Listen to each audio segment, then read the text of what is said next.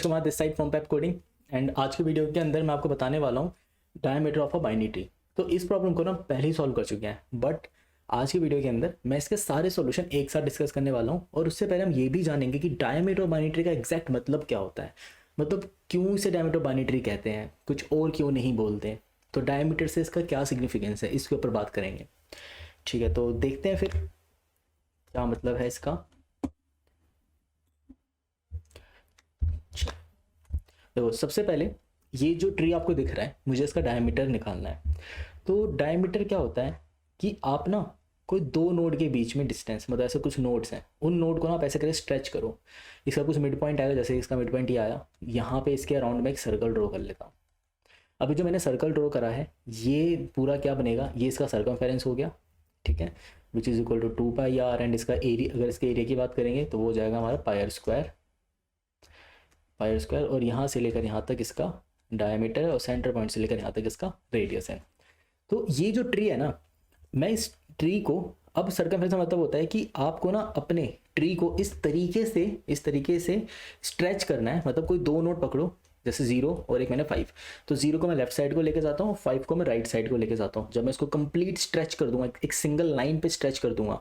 और एक चीज़ को ध्यान रखना है कि दो नोड के बीच का डिफरेंस, ठीक है, इन दोनों नोड के बीच का जो एंगल होता है वो 90 डिग्री का एंगल होता है, मेंटेन रहेगा। तो अगर ये इस तरफ की ओर जा रहा है तो ये वाला भी इस तरफ की ओर जाने लगेगा, ठीक। बट इसके अंदर एंगल हमेशा मेंटेन रहेगा 90 डिग्री का। तो इस चीज़ को सच मानते हुए अगर मैं इन दोनों नोड्स को स्ट्रेच करता हूँ तो इसका कोई भी नोड इस सर्कमफेरेंस को क्रॉस ना करे। ऐसा ना हो कि कोई नोड इस सर्कमफेरेंस के बाहर चला गया, यहाँ बन गया नोड, ऐसा नहीं होना चाहिए। तो मुझे वो डायमीटर पिक करना है। बेसिकली मुझे एक ऐसा एरिया पिक करना है जिस एरिया के विद इन सारे के सारे नोड हो जाए। तो उस एरिया को पिक करने के लिए मुझे कितना डायमीटर चाहिए, ये निकालना है इस क्वेश्चन के अंदर। तो देखते हैं इसे। देखो, आपके पास ये जो ट्री है, इसके अंदर हम कोई भी दो नोड पिक करते हैं। अगर मुझे डायमीटर निकालना है, जैसे कि मुझे डायमीटर निकालना होगा इस ट्री का, तो मेरे लिए सबसे बेस्ट एरिया कौन सा रहेगा। अब अगर बात करो पायर स्क्वायर की, इसको डायमीटर टर्म में लिखते हैं अगर, सो πd²/4 होता है। ऐसा क्यों हुआ, क्योंकि जो डायमीटर होता है वो होता है 2 टाइम्स ऑफ रेडियस। तो radius is equal to d/2। इस वैल्यू को यहाँ पे पुट करा तो πd²/4 आ गया। तो मेरे पास जो ये भी एरिया निकल कर आया है, इस एरिया के अंदर पाई और 4 इज अ कांस्टेंट क्वांटिटी, इसको तो मैं इंक्रीज ही नहीं कर सकता हूँ। तो basically area is directly proportional to diameter का स्क्वायर। यानी कि मैं डायमीटर जितना बेस्ट पिक करूँगा, कोई डायमीटर नेगेटिव तो हो नहीं सकता। Diameter is always be a positive quantity, मतलब इसकी वैल्यू 0 है, 0 से बड़ी होगी। 0 भी नहीं कह सकते, बिकॉज 0 के अंदर क्या होता है, वो पॉइंट बन जाएगा। तो इसकी वैल्यू 0 से तो बड़ी होनी चाहिए डायमीटर निकालने के लिए। डी की वैल्यू 0 से बड़ी होनी चाहिए, इस पॉजिटिव क्वांटिटी, यानी कि एरिया डायरेक्टली प्रोपोर्शनल डायमीटर के ऊपर। तो डायमीटर में जितना बड़ा पिक करूँगा उतना मुझे ज़्यादा फायदा होगा। मैं डायमीटर बड़े से बड़ा कैसे पिक कर सकता हूँ, डायमीटर को मैं बड़े से बड़ा तभी पिक कर सकता हूँ जब मैं दो ऐसे नोड पिक करूँ ट्री के अंदर जो एक दूसरे से बहुत ही दूर है, बहुत ज़्यादा दूर है, मतलब उनके बीच का डिस्टेंस बहुत ज़्यादा है। इसीलिए डायमीटर की डेफिनेशन क्या होती है, the distance between any two farthest leaf is the diameter of a binary tree. ठीक है, तो दो सबसे फारदेस्ट लीफ के बीच का डिस्टेंस ही हमारा डायमीटर बनता है। तो इसके अंदर दो सबसे फारदेस्ट लीफ कौन से हो सकते हैं, एक हो सकता है 5, एक हो सकता है 10। अब ऐसा ज़रूरी नहीं है कि वो रूट के थ्रू ही पास हो, ऐसा भी हो सकता है ट्री के अंदर कि वो रूट से पास ना होता हो। पर अभी के लिए ना, एग्जांपल के लिए पहले 5, 10 को देखते हैं। 5, 10 से हम डायमीटर कैसे बनाएंगे। देखो इजी है, अब 5 नोड को यहाँ पे रखो। 5 से इधर 4 आया, 4 से इधर 6, 6 से इधर 3, 3 से 7, 7 से 12, 12 से 9, 9 से 11, 11 से 10। सो ये हो गया हमारे लिए। सभी नोट्स को मैंने एक लाइन में कर दिया, ठीक है, स्ट्रेच कर दिया। 5 को इधर पकड़ा, 10 को इधर पकड़ा, और सीधा स्ट्रेच करता चला गया। तो स्ट्रेच करने से क्या हुआ, एक सिंगल लाइन बन गई। अब जो सिंगल लाइन बनी है, जस्ट यार फोन साइलेंट पे कर लेते हैं।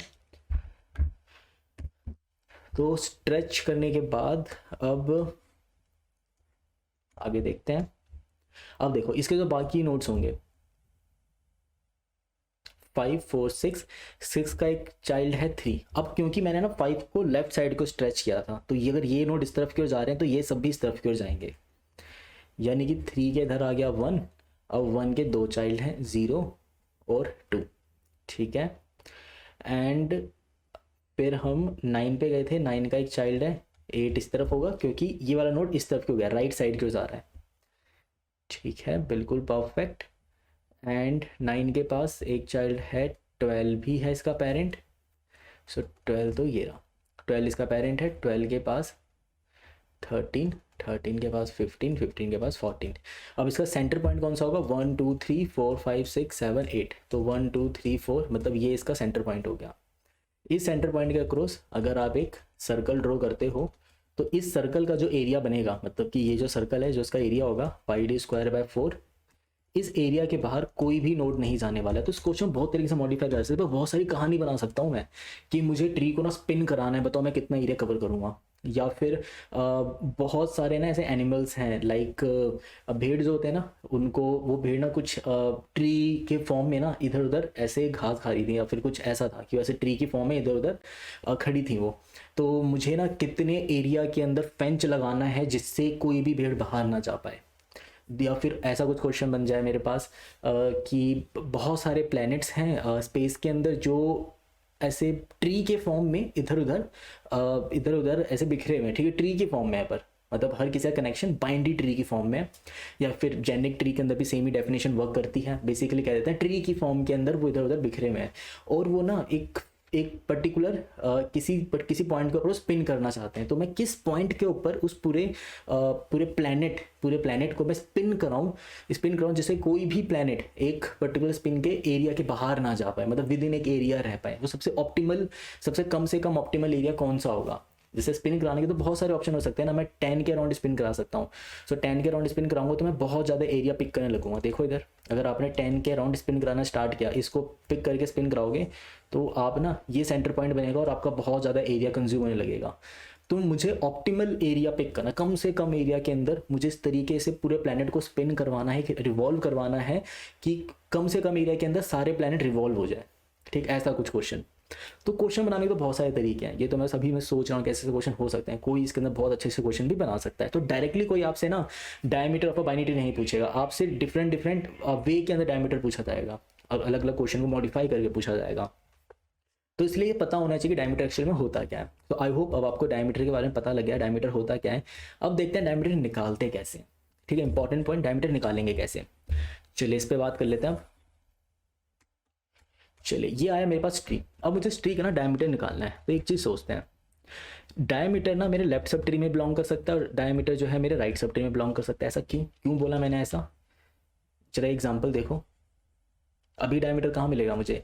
दो सबसे फारदेस्ट नोड तो ये हैं, ये और ये, इन दोनों नोड्स को पकड़ के स्ट्रेच करो और इससे जो डायमीटर बनने वाला है वो सबसे फारदेस्ट नोड बनने वाला है। मतलब इससे जो बनने वाला डायमीटर होगा वो ऑप्टिमल होगा, उसके अंदर सारे नोड कवर हो जाएंगे और कम से कम एरिया में कवर हो पाएंगे।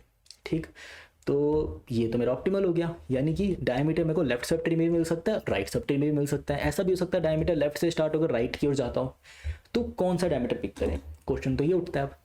तो मैं फेथ रखता हूँ कि मुझे डायमीटर मेरे लेफ्ट सब ट्री में मिलेगा, और मैं फेथ रखता हूँ कि मुझे मेरा डायमीटर राइट सब ट्री में मिलेगा। ठीक, मान लिया मैंने। अब रूट से पास होने वाला डायमीटर मैं खुद बना लेता हूँ। ठीक है, पर रूट से पास होने वाला जो डायमीटर आप खुद बनाना चाहते हो वो मिलेगा कैसे? पॉइंट तो ये है, वो ऐसे मिलेगा, मैं 3 वाले नोड से ना कुछ ऐसा सोचता हूँ कि मुझे ना सबसे डीपेस्ट हाइट मिल जाए, डीपेस्ट डेप्थ कह लो या हाइट कह लो। तो मैं 3 वाले नोड की हाइट, इस वाले 3 वाले ट्री की हाइट मंगवा लेता हूँ। कितनी हाइट है भाई तेरी, मुझे बता दे। तो मैंने इसकी हाइट, क्योंकि हाइट और depth is a relative term, मतलब कि जैसे सिंपल सी बात है, मैं तो उसको ऐसे देखता हूँ कि अगर आप जैसे यहाँ ज़मीन पे खड़े हो और यहाँ पे ना कुछ पहाड़ है, इस पहाड़ के इस वाले पॉइंट से अगर आप इसको देखोगे, इसको व्यू करोगे, तो आप इसको बोलोगे ये तो भाई इस हिल की हाइट है। इस हिल की हाइट कितनी है? h। बट अगर मैं इस हिल के टॉप पे खड़े होकर, अगर मैं इस नीचे को देखूंगा तो मैं क्या बोलूँगा? इस हिल की जो डेप्थ है ना वो कुछ h है। तो इट्स रिलेटिव टर्म कि मैं कहाँ से उसको देख रहा हूँ, तो ये डिपेंड करता है पोजीशन के ऊपर। तो यहाँ पर मैं इस ट्री के 3 वाले नोड की डेप्थ की बात कर रहा हूँ, जिसको हम हाइट भी बोल सकते हैं। कुछ लोग इसे हाइट बोलते हैं, डेप्थ बोलते हैं, तो मैं अभी शॉर्ट ऑफ इसको हाइट बोलने वाला हूँ। ठीक है, तो 3 वाले सब ट्री की हाइट कितनी है? मान लेते हैं इसकी h1, ये सबसे डीपेस्ट हाइट आ गई। मतलब जो इसका जो लीफ नोड है, सबसे दूर इसका लीफ नोड था ना, वहाँ से लेकर उस लीफ नोड से इस नोड तक की हाइट आ गई। इसी तरीके से मैं इसकी हाइट मंगवा लेता हूँ h2। अब मुझे पता है कि जो h1 हाइट आई है ना, इस 3 का जो सबसे दूर नोड था ना वहाँ तक का डिस्टेंस है, और यहाँ पे जो 12 नोड से जो सबसे दूर नोड था वहाँ तक का डिस्टेंस h2 है। तो डायमीटर के अंदर ही तो देखना, दो सबसे फारदेस्ट लीफ के बीच का डिस्टेंस। तो 3 से सबसे फारदेस्ट लीफ मिल गया और 12 से सबसे फारदेस्ट लीफ मिल गया। अब मुझे बस इन दोनों को कनेक्ट करना है। कैसे करूँ connect? H1 plus H2 plus में यहाँ से इधर जाने के लिए मुझे कितने एजेस को क्रॉस करना होगा? 2 एजेस को क्रॉस करना होगा। तो H1 प्लस H2 प्लस 2 ये हो जाएगा मेरे पास diameter of a binary tree. ठीक है जी, मुझे डायमीटर ऑफ बाइनरी ट्री के बारे में पता लग गया। अब मैं चाहता हूँ कि इसको एक बार कोड कर लूँ ताकि मैं आपको इसी कोड को एक्सप्लेन कर पाऊँ, मतलब ड्राई रन करके एक बार एक्सप्लेन कर दूँ एंड देन इसको फिर मॉडिफाई करके हम ON पे लेके जाएंगे। अभी ये भी बात करेंगे कि इसको ON स्क्वायर सॉल्यूशन क्यों कहा जाता है। ठीक है, चलिए कहीं नहीं जा रहे, अभी टाइम लगेगा इस क्वेश्चन के अंदर, क्योंकि सारे सॉल्यूशन देखना समझना ज़रूरी है ताकि आगे आने वाले जो क्वेश्चन होते हैं उसके अंदर हम इसको ईजिली अप्लाई कर पाए। कॉन्सेप्ट ज़रूरी होते हैं। ठीक है, तो क्वेश्चन तो बस एक जरिया है उन कॉन्सेप्ट को सिखाने का। चलो देखते हैं। अभी हम पहले निकाल लेते हैं पब्लिक स्टैटिक हिंट करके हाइट निकाल लेते हैं। Height is important here, height निकालना ज़रूरी है। हाइट निकालेंगे पहले हम। Tree node root return root अगर मेरा नल हो गया -1, नहीं तो मैथ डॉट मैक्स ऑफ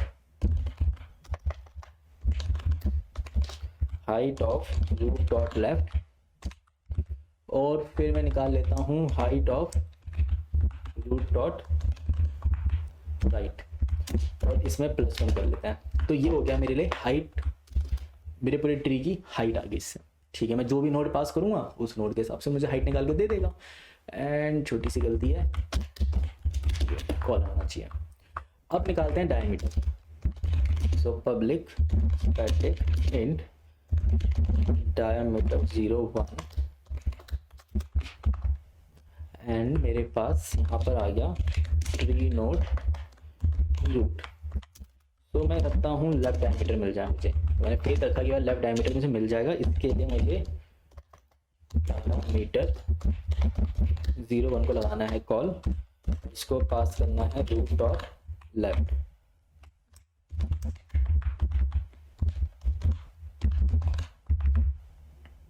ठीक है, फिर मैं निकालता हूँ यहाँ पर राइट डायमीटर। ये हो जाएगा।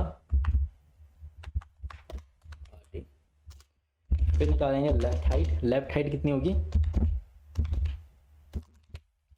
लेफ्ट हाइट मुझे मिल जाएगी, हाइट नाम का जो हमने फंक्शन बनाया है उसको पास करते हैं रूट के। भाई मुझे इस लेफ्ट नोड जो है इसकी हाइट निकाल के दे दो, जो मेरा लेफ्ट चाइल्ड है उसकी हाइट निकाल के दे दो। एंड सेम करते हैं हम राइट के लिए। राइट चाइल्ड जो है इसका भी मुझे हाइट निकाल के दे दो। अब जो मुझे हाइट मिल चुकी है तो मैं डायमीटर कैसे देखूं? देखो लेफ्ट में जो डायमीटर एग्जिस्ट करता है जो कि मुझे फेथ से मिला, राइट में जो डायमीटर एग्जिस्ट करता है वो भी मुझे फेथ से मिला। रूट के थ्रू जो पास होने वाला डायमीटर था वो मैं भी निकाल रहा हूँ। तो जो मेरा डायमीटर होगा यानी कि माई डायमीटर कितना होगा? LH + RH + 2, ये हो गया मेरा डायमीटर।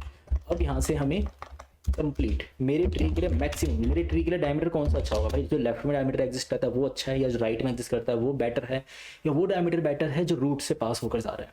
तो इसके लिए हम कंपैरिजन करेंगे। कंपैरिजन कर लेते हैं यार। डॉट मैक्स के अंदर math dot max of left diameter comma right diameter comma my diameter. ठीक, अब इसका बेस केस क्या बनाएंगे? अब बेस केस बनाएंगे कि अगर रूट नल हो गया तो डायमीटर कितना होगा? डायमीटर 0 होगा जब रूट है ही नहीं। तो डायमीटर किस बात का? डायमीटर हम बोलेंगे यहाँ पर 0। ठीक है, तो हमारा कोड हो चुका है कंप्लीट। इस डायमीटर 0, 1 को लगा लेते हैं कॉल, चला के देख लेते हैं कि वर्क कर रहा है या नहीं कर रहा। इंट आंसर इक्वल टू, इसको पास करना है रूट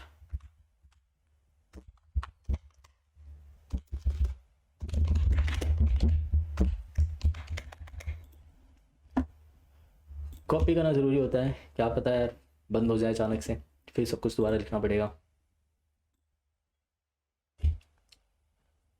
ठीक है, आई थिंक टेस्ट केस में कहीं कुछ गड़बड़ हो रखी है।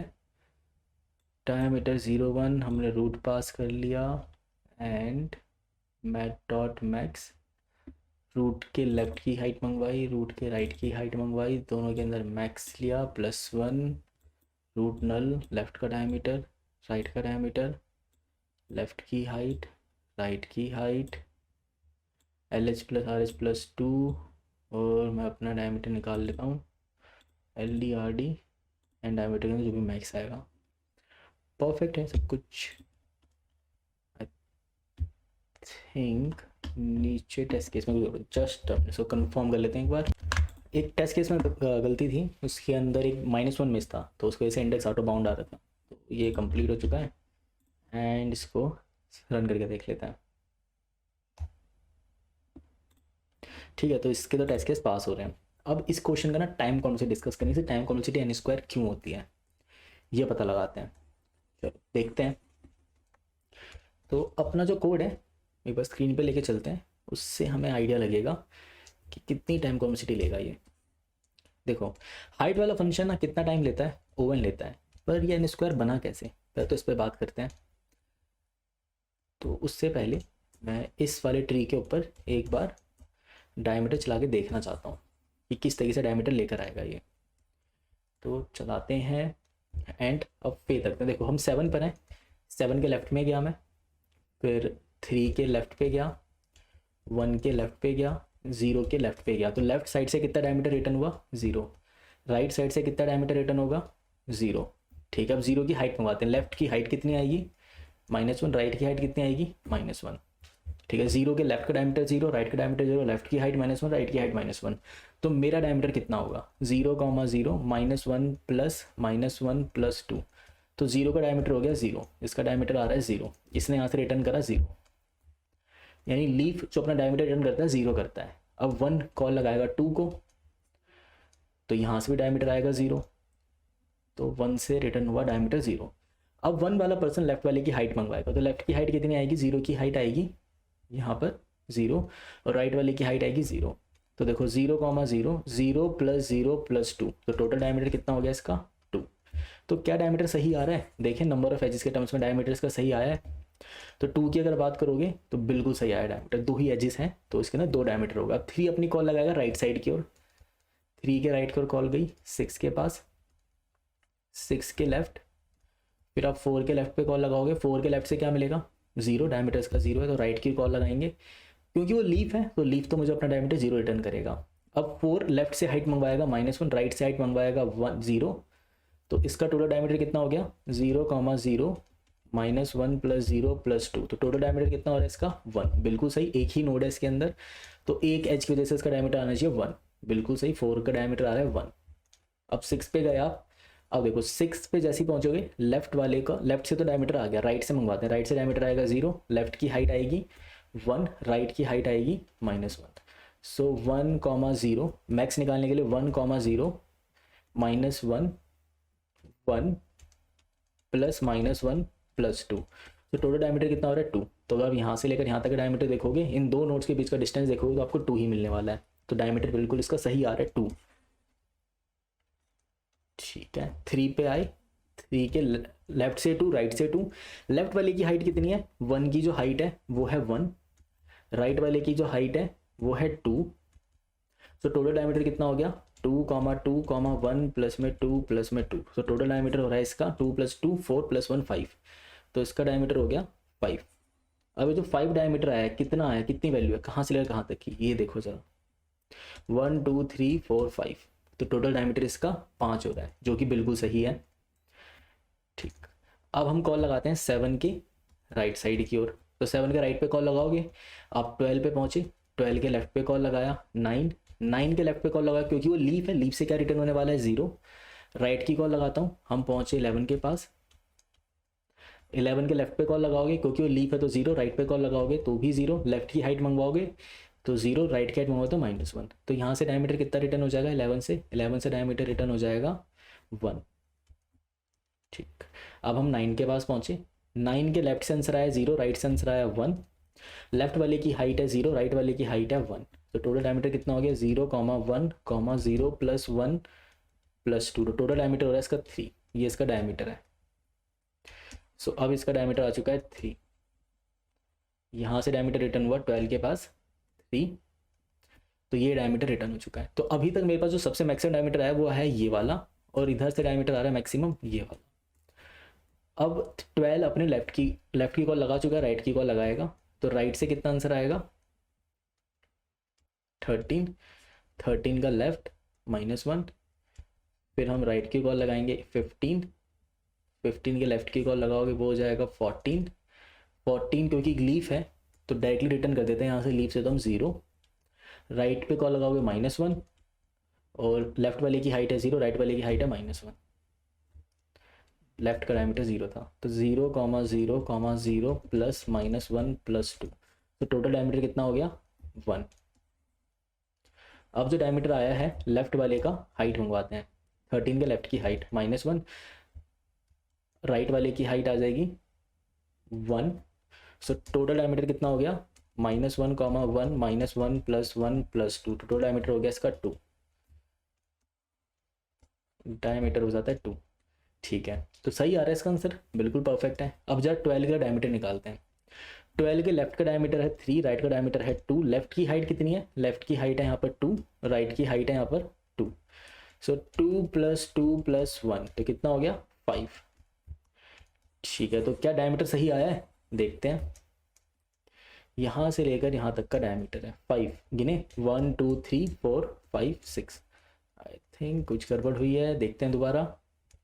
अब गड़बड़ हुई है, लेफ्ट का डायमीटर है 3, राइट का डायमीटर है 2, लेफ्ट की हाइट है 2, राइट की हाइट है 2 + 2 + 1 कर दिया था तो यहाँ पर आ जाएगा 6, बिल्कुल परफेक्ट आंसर है, वो 6 है ये, 1 2 3 4 5 6। अब चलते हैं आगे, तो मेरे को डायमीटर मिल चुका है, लेफ्ट साइड में जो डायमीटर मिला है मैक्सिमम वो मिला है यहाँ से लेकर यहाँ तक, राइट का डायमीटर मैक्सिमम मिला है यहाँ से लेकर यहाँ तक, ये है टू बी एक्यूरेट, ये है।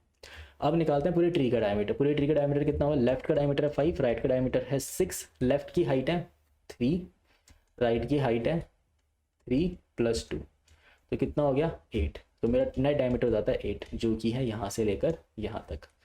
अब आप इसमें नोटिस करो ना, मैं बार बार हाइट नाम का एक फंक्शन चला रहा हूँ, हाइट नाम का फंक्शन कितने का ON का टाइम लेता है। अभी कैसे पता लगा कि n² टाइम लेगा, आप ना ट्री ऐसा इमेजिन करके देखो जरा, ऐसा ट्री इमेजिन करते हैं, ऐसा कुछ ट्री है, इस वाले नोड पे आते हैं, इस वाले नोड का डायमीटर निकालने के लिए गए तो पहले यहाँ पे मैं ट्रेवर्स करता हूँ, यहाँ पे आया तो यहाँ पे पहले डायमीटर निकाला, मैं इसका निकालता हूँ हाइट, लेफ्ट की हाइट मंगवाई, राइट की हाइट मंगवाई जो कि 0 ऑपरेशन लेगा, इधर आके जब लेफ्ट की हाइट मंगवाते हो तो 0, पर जब राइट की हाइट मंगवाते हो तो आप 1 यूनिट ऑफ ऑपरेशन परफॉर्म करते हो, यहाँ पर लेफ्ट की हाइट मंगवाते हो फिर राइट की हाइट मंगवाते हो, यहाँ पे 2 यूनिट ऑफ ऑपरेशन, फिर यहाँ पे 3 यूनिट ऑफ ऑपरेशन, फिर यहाँ पे 4 यूनिट ऑफ ऑपरेशन, यहाँ पे 5, यहाँ पे 6, यहाँ पे 7, यहाँ पे 8, फिर यहाँ पे 9 यूनिट ऑफ ऑपरेशन, यहाँ पे 10 यूनिट ऑफ ऑपरेशन, यहाँ पे 11 यूनिट ऑफ ऑपरेशन। तो आप देख रहे हो ना ये सम कैसा हो रहा है, इंक्रीजिंग ऑर्डर है, 0 + 1 + 2 + 3 + 4 + 5 + 6 which is equal to n तक जा रहा है। इन सबका समेशन जब हम करते हैं तो कितनी वैल्यू आती है, n × n - 1 divide by 2 which is approximated equal to n²। ऐसा क्यों हुआ देखो, जब मैं 4 पे आया था ना, हाइट मंगवाई थी जब मैंने 3 से, सो 3 ने अपनी हाइट कैलकुलेट करने के लिए इन सारे नोड को ट्रैवल किया। जब मैं 5 पर आया और मैंने जब दोबारा हाइट मंगवाई तो मैंने इन सारे नोड को फिर से ट्रैवल किया, तो जिसकी वजह से क्या हो रहा है, कुछ कुछ नोड्स मेरे मल्टीपल टाइम्स ऑपरेट हो रहे हैं, मतलब कुछ नोड के ऊपर मल्टीपल टाइम मैं विजिट कर रहा हूँ। कितनी बार विजिट कर रहा हूँ, जैसे एग्जांपल के लिए विजिट की अगर हम बात करें, कितने नोड्स पे मैं कितनी बार विजिट करा, तो ये तो अभी मैंने क्या बताया था कि इस नोड को अपनी हाइट निकालने के कितने यूनिट ऑफ ऑपरेशन परफॉर्म करना होगा, इसको 1 यूनिट, इसको 0 यूनिट, इसको कितने यूनिट ऑपरेशन परफॉर्म करना होगा, वैसे 0 कुछ होता नहीं है, 1 यूनिट का ऑपरेशन परफॉर्म करना ही पड़ेगा। इसे अपनी हाइट निकालने के लिए 2 यूनिट ऑफ ऑपरेशन परफॉर्म करना होगा, इसको 3, इसको 4, इसको 5। अगर हम विजिट की बात करें, किस नोड पे मैं कितनी बार विजिट हो रहा हूँ, इस नोड पे मैं 1 बार विजिट हुआ हूँ, इस पे 2 बार, एक बार खुद की वजह से, एक बार इसकी वजह से, इस पे 3 बार, एक बार इसकी वजह से, एक बार इसकी वजह से, एक बार खुद की वजह से। तो इस तरीके से इस वाले नोड पर 4 विजिट करोगे, इस पे 5, इस पे 6, इस पे 7, इस पे 8, इस पे 9, इस पे 10, इस पे 11, इस पे 12। ये भी क्या हो रहा है, सम जो हो रहा है हमारा इसे बढ़ता चला जाएगा, इन सबको सम करोगे तो ये भी आपका n² आने वाला है, जिसकी वजह से इसकी टाइम कॉम्प्लेक्सिटी कितनी हो जा रही है हमारी, n² हो जा रही है। अब क्या इसको हम ON में रिड्यूस कर सकते हैं, बेशक कर सकते हैं, पॉसिबल है। कैसे करेंगे ON में रिड्यूस, ये देखते हैं। देखो जो आपको यहाँ पे ट्री मिला हुआ है, इस ट्री के अंदर आपको ये सोचना है कि क्या कोई ऐसा तरीका है जिससे मैं इसकी हाइट और डायमीटर दोनों एक साथ मंगा पाऊँ। हाँ है, अगर मैं फेज ऐसा रखूँ कि मुझे हाइट भी मिलेगा और डायमीटर भी मिलेगा तो मैं ईजिली दोनों चीज़ें एक साथ मंगा लूँगा, जिससे मैं 1 यूनिट ऑफ ऑपरेशन के अंदर ही एक साथ दो इन्फॉर्मेशन मंगवा पा रहा हूँ। ठीक है, देखते हैं कैसे मंगवाएंगे हम ये दोनों चीज़ें इन्फॉर्मेशन एक साथ। तो जब आप यहाँ पर आते हो, सो इस वाले पॉइंट पर आते हैं,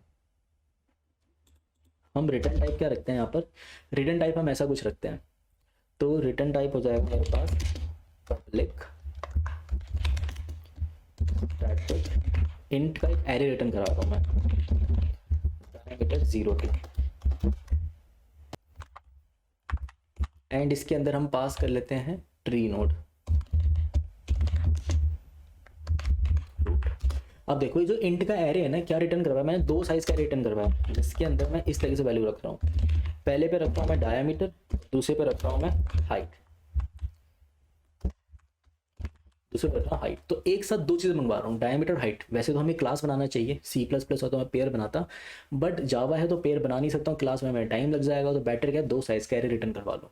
ठीक, तो अगर आपका रूट कभी नल हो जाए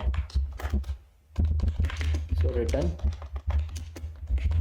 न्यू इंट, डायमीटर हो जाएगा 0 और हाइट हो जाएगी -1। ठीक है, परफेक्ट। अब इधर आते हैं, इधर मंगवाते हैं लेफ्ट रिजल्ट, लेफ्ट से रिजल्ट मंगवा लो। लेफ्ट से कितना रिजल्ट आएगा मेरा, diameter 0 1 root of left, left से मंगवाया रिजल्ट और राइट से मंगवाया रिजल्ट, लेफ्ट और राइट दोनों जगह से मैंने मंगवा लिया रिजल्ट। ठीक है, सो लेफ्ट और राइट दोनों साइड से रिजल्ट आ चुका है। अब इसके अंदर अपना आंसर निकलवाते हैं, तो ये हो जाएगा मेरा my answer equal to new int, 2 size का एरे बनाएंगे, माय आंसर ऑफ 0। तो पहले निकाल रहे हैं हम इसके अंदर अपना डायमीटर। मेरा डायमीटर कितना होगा, math dot max of left का डायमीटर। लेफ्ट का डायमीटर मिलेगा मुझे लेफ्ट रिजल्ट के 0th इंडेक्स पर, और राइट का डायमीटर मिल जाएगा मुझे राइट के 0 इंडेक्स के ऊपर। फिर निकालेंगे लेफ्ट की हाइट प्लस में राइट वाले की हाइट प्लस में 2, प्लस में 2 क्या होगा, टोटल होगा डायमीटर। ये हो जाएगा मेरा डायमीटर। लेफ्ट में डायमीटर मिलेगा, राइट में मिलेगा, या फिर लेफ्ट का हाइट प्लस राइट का हाइट प्लस 2, ये वो डायमीटर है जो रूट के थ्रू पास होता है। अब निकालते हैं अपनी हाइट। मेरी हाइट कितनी होगी, सो मेरी हाइट हो जाएगी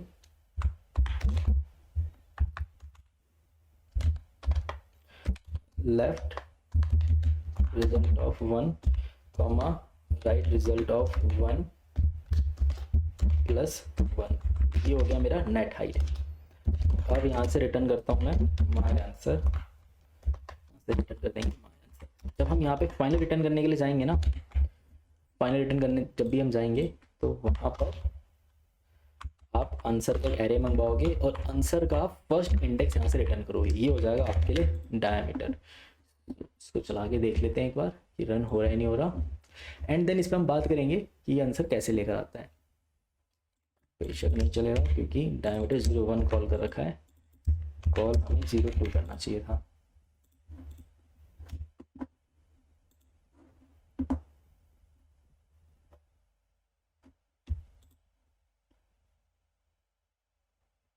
and then 0 1 math dot max, यहाँ तक सब कुछ सही है, एंड यहाँ पे भी सब कुछ सही है। माय आंसर डायमीटर 0 2, रूट नल होने पे 0 1 रिटर्न किया, डायमीटर 0 इंडेक्स में मिलेगा।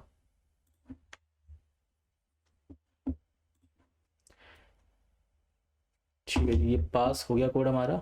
अब इसमें समझते हैं कि ये आंसर कैसे लेकर आए। देखो, जब मैंने पहली बार क्वेश्चन किया था जिसके अंदर मैंने हाइट और डायमीटर दोनों मंगवाया था, तो वहाँ पे क्या हो रहा था, यही आपके पास नोड है। ठीक, तो मैं विजिट की अगर बात करूँ तो यहाँ पे विजिट में क्या हो रहा था, इसको ABCDEFGHI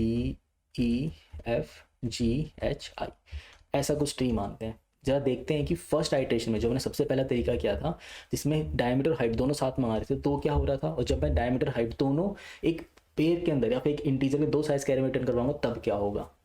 देखो, सबसे पहले पे के राइट में गए, फिर आप बी के राइट में गए, सी के राइट में गए, ऐसे डी के राइट में जाओगे, ई के राइट में जाओगे, एफ के राइट में जाओगे, जी के राइट में गए, एच के राइट में गए, आई के राइट में गए। अब आपने आई के राइट में जाने का सबको मैंने एक एक बार विजिट कर लिया, सबको मैंने एक एक बार विजिट यहाँ पे कर लिया सभी नोड को। अब मैं आई के राइट पे जाने के बाद आई के लेफ्ट और राइट से दोनों जगह से हाइट मंगवा रहा हूँ। तो हाइट आई तो कुछ विजिट तो करा नहीं, यहाँ पे जीरो ऑपरेशन परफॉर्म हुआ, zero unit of operation perform हुआ, बैक ट्रैक करा यहाँ से, फिर एच पे गए। अब एच पे क्या बोला, लेफ्ट अपनी हाइट ला के दे, तो इसके लिए मैंने आई को दोबारा विजिट कर दिया, दो ऑपरेशन परफॉर्म कर दिए। लेफ्ट ने अपनी हाइट ला के दी, एच वाले ने अपनी हाइट ला के दी जीरो, और उसके बाद हमने इसका डायमीटर कैलकुलेट करके यहाँ से कुछ रिटर्न किया था। ठीक, परफेक्ट। ये इन्फॉर्मेशन जाती है जी के पास। अब जी वाला दोबारा हाइट मंगवाता है एच से, तो ये नोड एक बार विजिट होगा, और ये वाला नोड अपनी हाइट मंगवाया आई से, ये नोड फिर से विजिट हो गया, तीन ऑपरेशन परफॉर्म हो गए। अब जी वाला कॉल लगाता है एफ को, ये बोलता है दोबारा अपनी हाइट लेकर, इस पे दो ऑपरेशन, इस पे तीन, इस पे चार। फिर इसी तरीके से ई वाला एफ को कॉल लगाएगा, इसके नंबर ऑफ ऑपरेशन बढ़ते ही चले जाएंगे। अगर आप ध्यान से देखो तो नंबर ऑफ ऑपरेशन मेरे इंक्रीज होते चले जा रहे हैं। अब डी वाला ई पे कॉल लगाता है, तो हमारे नंबर ऑफ ऑपरेशन और बढ़ गए। फिर सी कॉल लगाता है, तो नंबर ऑफ ऑपरेशन और ज़्यादा बढ़ गए, और ऐसे बढ़ते चले जा रहे हैं, तो नंबर ऑफ ऑपरेशन मेरे बढ़ते ही चले जा रहे हैं। तो देख लो, अब इन सारे ऑपरेशन आप प्लस करने जाओगे, इस पर कितनी बार विजिट करा, जितनी बार विजिट करूंगा उतने यूनिट ऑफ ऑपरेशन परफॉर्म होगा, उतना ही यूनिट ऑफ हमारा टाइम लगने वाला है। इन सबको सम करोगे तो एन स्क्वायर को अप्रोच कर रहा है।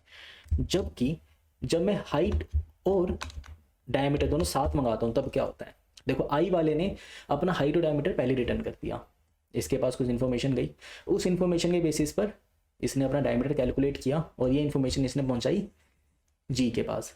अब जी के पास इन्फॉर्मेशन जाती है, जी अपना हाइट और डायमीटर यहीं पे कैलकुलेट करता है उस इन्फॉर्मेशन का यूज करके, जो यहाँ से रिटर्न हो रहा है मेरे पास दो साइज का एरे, इस दो साइज की इन्फॉर्मेशन का यूज करके यहीं से वैल्यू रिटर्न कर देता है एफ के पास। एंड यहाँ से जो उसने रिटर्न करवाया वो इन्फॉर्मेशन जाता है ई के पास। अब ई वाला उस इन्फॉर्मेशन, मतलब डी और एच की जो इन्फॉर्मेशन आई है इसके पास, इस इन्फॉर्मेशन का यूज़ करता है, अपना डायमीटर कैलकुलेट करता है, यहीं से रिटर्न कर देता है।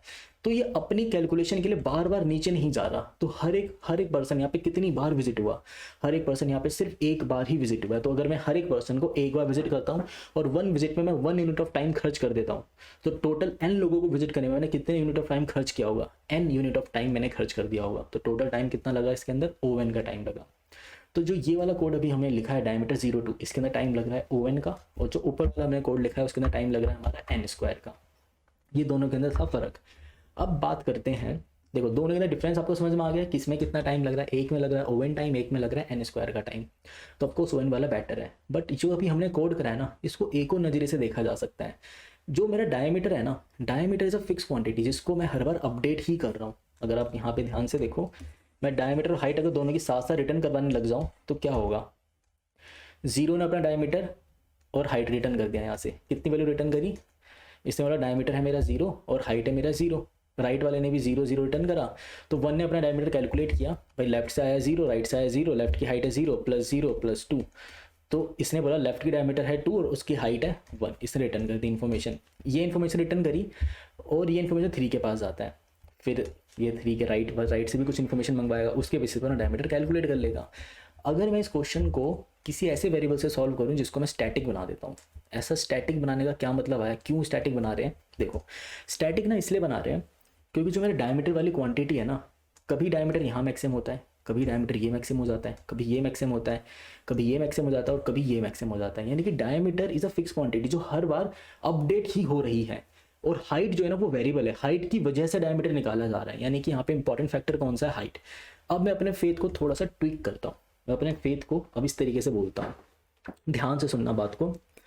मुझे ट्री का डायमीटर निकालना है, मैं ऐसा फेथ रख रहा हूँ कि मुझे ना ट्री का जो लेफ्ट का डायमीटर राइट का डायमीटर है, मतलब लेफ्ट और राइट का डायमीटर एक स्टैटिक नाम का मैंने वेरिएबल बनाया, या फिर एक ऐसा कह लो स्टैटिक, या यूं कह लूँ मैं ग्लोबल, एक मैंने स्टैटिक ग्लोबल नाम का एक वेरिएबल बनाया, स्टैटिक ग्लोबल टाइप का एक वेरिएबल बनाया है जो लेफ्ट और राइट के डायमीटर का मैक्सिमम, लेफ्ट में जो डायमीटर मिल सकता था पोटेंशियल डायमीटर, और राइट में जो पोटेंशियल डायमीटर मिल सकता था, उन दोनों का मैक्सिमम अपने पास स्टोर कर लिया है।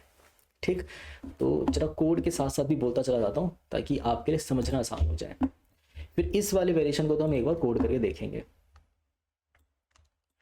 ये है मेरा डायमीटर 03, ठीक है जी, डायमीटर 03, पब्लिक स्टैटिक इंट डाया 0। मेरा फेथ ये है कि लेफ्ट ट्री है ना, मतलब लेफ्ट ट्री में जो मिलने वाला पोटेंशियल डायमीटर था, इसमें जो मिलने वाला पोटेंशियल डायमीटर था और राइट में मिलने वाला जो पोटेंशियल डायमीटर था, इन दोनों पोटेंशियल डायमीटर का जो भी मैक्सिमम क्वांटिटी हो सकती थी वो मेरे इस स्टैटिक और ग्लोबल टाइप के वेरिएबल ने स्टोर कर लिया, यानी इन दोनों का मैक्सिमम भी स्टोर कर लिया, यानी लेफ्ट डायमीटर राइट डायमीटर का जो मैक्स था ना वो पहले स्टोर कर लिया इसने, यानी कि इसने ये वाला काम कर लिया। अगर आप ध्यान से समझो, इसने ये वाला काम पहले ही कर लिया। अब मुझे क्या चाहिए, अब मुझे चाहिए लेफ्ट की हाइट और राइट की हाइट, जिसके बेसिस पर मैं अपना डायमीटर कैलकुलेट कर पाऊँ और मैं उस ग्लोबल या स्टैटिक टाइप का जो वेरिएबल है उसे अपडेट कर दूं। तो इसके लिए तो रिटर्न टाइप के अंदर मुझे सिर्फ इंट रखना है और रिटर्न क्या करवाना चाहिए मुझे, हाइट। बहुत ही सिंपल लॉजिक, यानी कि फेथ हो जाता है ट्विक। तो पता बहुत सारे लोगों को ना स्टैटिक का सॉल्यूशन पता तो होता है, बट उनको ये नहीं पता होता है कि स्टैटिक में फेथ क्या बनता है। फेथ यार एक्चुअल में ऐसा होता है कि आप ऐसा बोलोगे कि लेफ्ट में मिलने वाला डायमीटर और राइट में मिलने वाले डायमीटर का मैक्सिमम एक स्टैटिक या ग्लोबल टाइप के वेरिएबल ने स्टोर कर लिया है अपने पास। अब मुझे अपना डायमीटर निकालने के लिए क्या चाहिए होगा, सिर्फ लेफ्ट की हाइट राइट की हाइट, उन दोनों के सम +2 को उस ग्लोबल वेरिएबल के साथ अपडेट करवा देंगे। ठीक है, मतलब मैं ऐसा ही कुछ कर लेता हूँ फिर। अगर ये वाली बात है तो लेफ्ट और राइट से मुझे रिटर्न करवाना है सिर्फ हाइट, क्योंकि मुझे हाइट की ही ज़रूरत है। या लेफ्ट हाइट या राइट हाइट एंड डायमीटर 0.3। अब जब यहाँ से अपडेट करने की बारी आएगी तो dia equal to math dot max of dia comma left height plus में राइट हाइट प्लस में 2, ये हो जाएगा डायमीटर। तो अगर आप ध्यान से देखो ना, इस वाले कोड के अंदर बस मैंने इस लाइन को उस स्टैटिक और ग्लोबल वेरिएबल के वेरिएबल टाइप के वेरिएबल से बस रिप्लेस कर दिया। तो क्योंकि फेथ हमारा यही है, इन दोनों का मैक्स तो पहले स्टोर हो गया था, तो इसीलिए यहाँ पे हमने बस इसको डाई से रिप्लेस करा। रिटर्न टाइप में हम यहाँ से रिटर्न क्या करेंगे, math dot max of left height right height plus 1। ये सॉल्यूशन भी हमारा ओवन का ही बनेगा। बट जब इसको कॉल करोगे ना, तो कॉल करने में एक चीज़ हमें ध्यान देनी है, वो ये कि आपको आपका जो रिटर्न यहाँ से आया ना उससे मेरे को आंसर नहीं मिलेगा। तो यहाँ पे जो रिटर्न हो रहा है उससे मुझे आंसर नहीं मिलेगा, मुझे आंसर मिलेगा इस स्टैटिक टाइप के वेरिएबल में। ये जो स्टैटिक टाइप का जो वेरिएबल बना है ये मुझे आंसर ला के देगा। और इस टाइम पे 0.3 को हमने कॉल करा हुआ है, बाकी तो ठीक लग रहा है, चला के देख लेते हैं। ठीक है जी, कोड भी हमारा पास हो रहा है। अब बात करते हैं ये कोड वर्क क्यों कर रहा है, मतलब क्या रीज़न है इसके वर्क करने का, इस पे बात करते हैं अब। चलिए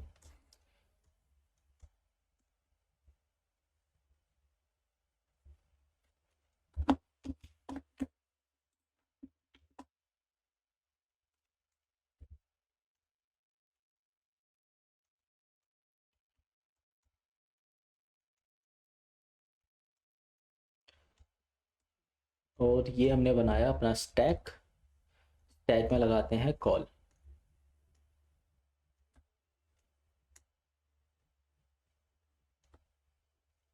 स्टैक में लगाते हैं कॉल। देखो हम 7 पर हैं, 7 के लेफ्ट पे कॉल लगाई, 3 के लेफ्ट पे कॉल लगाया, 1 के लेफ्ट पे कॉल लगाया, 0 के लेफ्ट पे कॉल लगाया। अब 0 के लेफ्ट से हाइट मंगवाई जो कि है -1, राइट से हाइट मंगवाई -1। अपना डायमीटर कैलकुलेट करते हैं। मेरा अभी तक का डायमीटर है 0, -1 प्लस -1 प्लस 2, तो टोटल डायमीटर कितना हो गया 0। तो यहाँ से डायमीटर अपडेट हो गया 0 ही गया, यानी मेरा डायमीटर अपडेट हो चुका है जो कि है 0।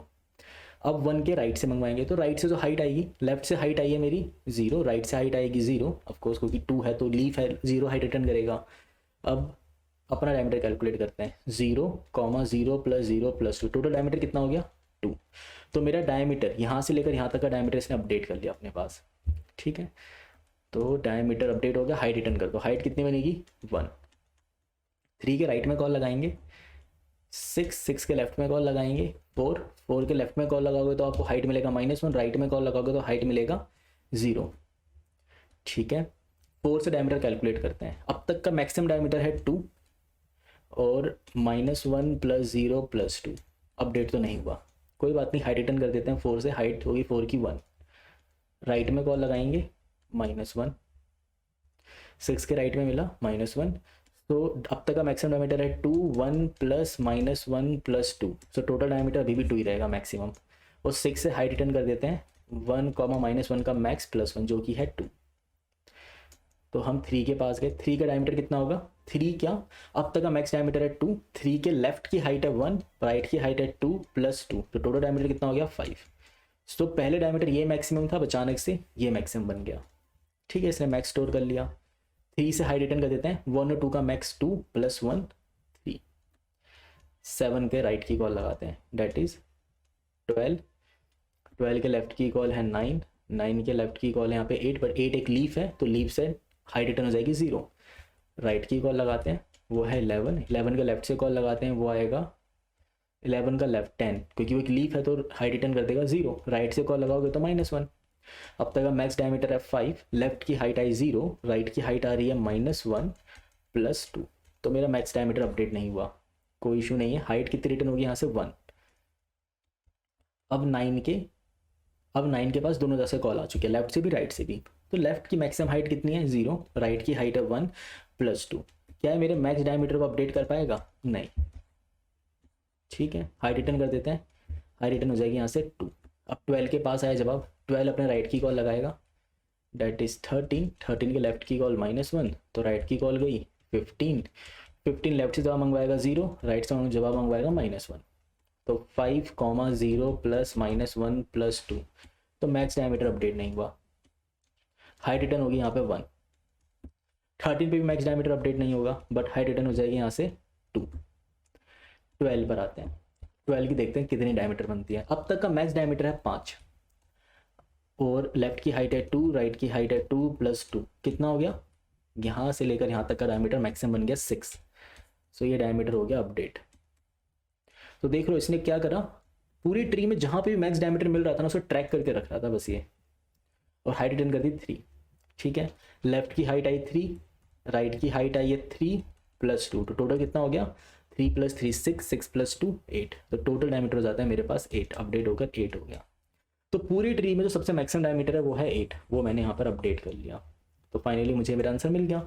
तो स्टैटिक के अंदर क्या होता है, आपका बस फेथ मॉडिफाइड हो जाता है, यानी सब कुछ सेम रहता है, बस फेथ को थोड़ा सा ट्विक कर लिया करो। फेथ ऐसा रखा करो कि लेफ्ट में मिलने, मतलब लेफ्ट में जो भी वर्क करना चाहते थे मान लो वो वर्क हो चुका है, राइट में जो भी वर्क करना चाहते थे मान लो वो वर्क भी हो चुका है, पर उन दोनों का जो रिजल्टेंट रिजल्ट जो मैं करना चाहता था, जो मैं चाहता था कि रिजल्ट बने, उन दोनों का वो पर्टिकुलर रिजल्ट उस स्टैटिक या ग्लोबल टाइप के वेरिएबल ने स्टोर कर लिया है। अब मुझे बस अपना काम करना है।